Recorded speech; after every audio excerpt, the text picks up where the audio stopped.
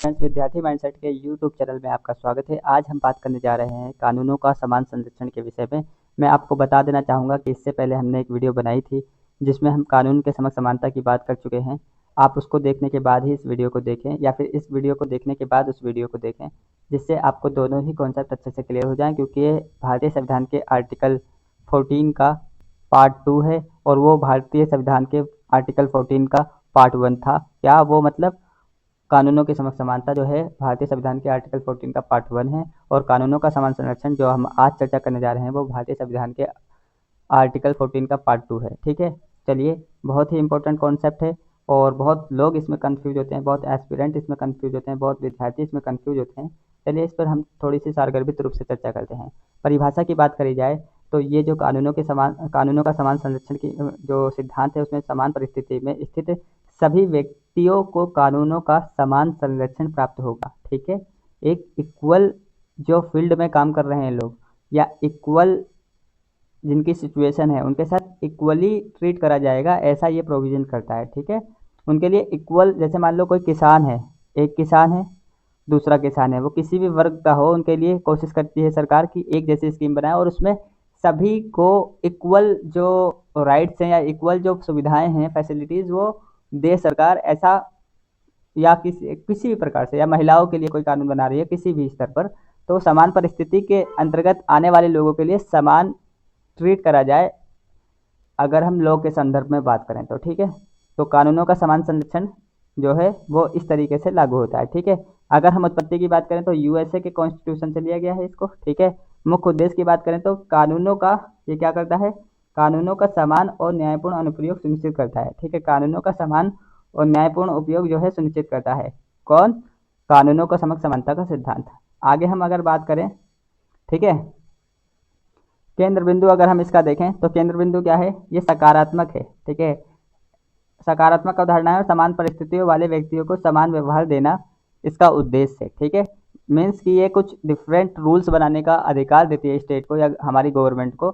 जो अगर मान लो कि दो प्रकार के व्यक्ति हैं, ठीक है, जैसे जैसे फॉर एग्जांपल मान लो कि आप महिला, एक मान लो वुमेन है, ठीक है, और एक मैन है। ठीक है, मेल और फीमेल के लिए कुछ जगह पर तो डिफरेंट करना जरूरी है ना।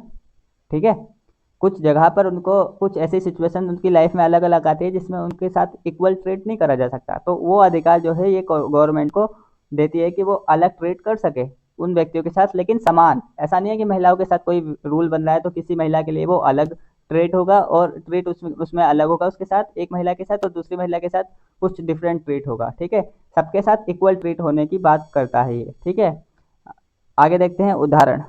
ठीक है, यदि सरकार किसानों या महिलाओं के लिए विशेष योजना बनाती है, ठीक है, तो ये अनुच्छेद 14 का उल्लंघन नहीं है, क्योंकि ये तर्कसंगत वर्गीकरण, रीजनेबल क्लासिफिकेशन है। ठीक है, यहाँ पर ध्यान रखना, रीजनेबल क्लासिफिकेशन का भी अधिकार जो सरकार को कौन देता है, कानूनों का समान संरक्षण का सिद्धांत। प्रीलिम्स में पूछा जा सकता है ऐसा क्वेश्चन। ठीक है, आगे देखते हैं हम।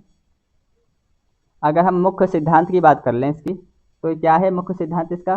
ठीक है, समान परिस्थिति में समान कानून लागू होना चाहिए। ठीक है, समान परिस्थिति में समान कानून लागू होना चाहिए। अभी मैंने महिलाओं का एग्जाम्पल दिया, आपको किसानों का एग्जाम्पल दिया, उसी प्रकार से समान परिस्थिति में सभी के साथ, उस वर्ग के अंतर्गत आने वाले लोगों के लिए, व्यक्तियों के लिए, सभी के साथ वैसा ही एक जैसा व्यवहार करा जाएगा।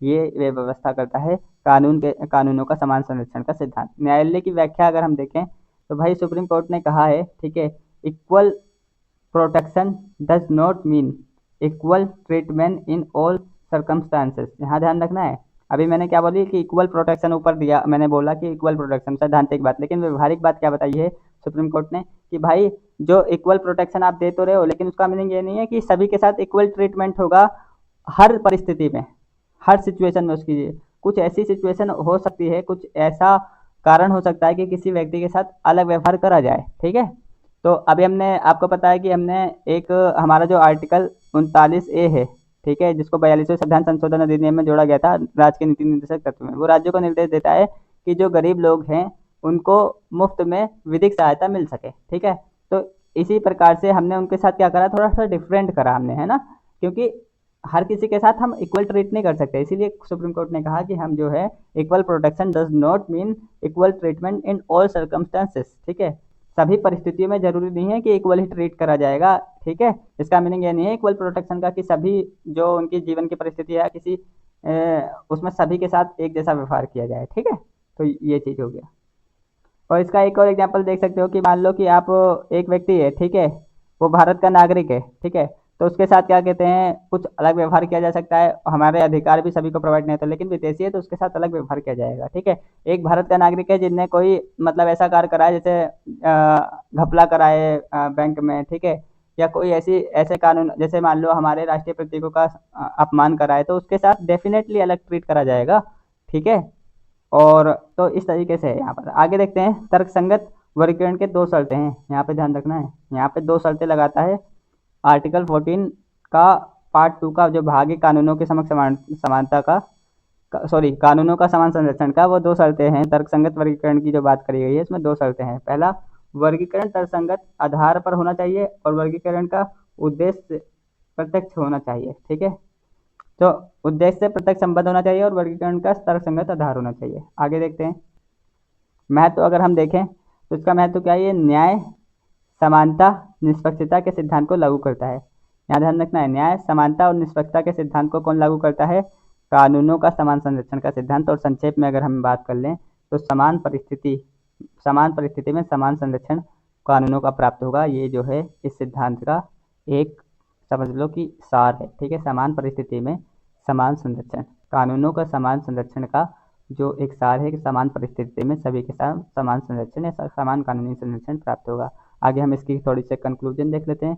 देखिए, equal equal protection of law समानता का व्यवहारिक रूप है। ठीक है, ये न्यायपूर्ण वर्गीकरण को स्वीकार करता है। यहाँ बहुत ही इंपॉर्टेंट पॉइंट है, ये याद रखना आप, ये न्यायपूर्ण वर्गीकरण को स्वीकार करता है। कौन, कानूनों का समान संरक्षण का सिद्धांत जो है न्यायपूर्ण वर्गीकरण को स्वीकार करता है।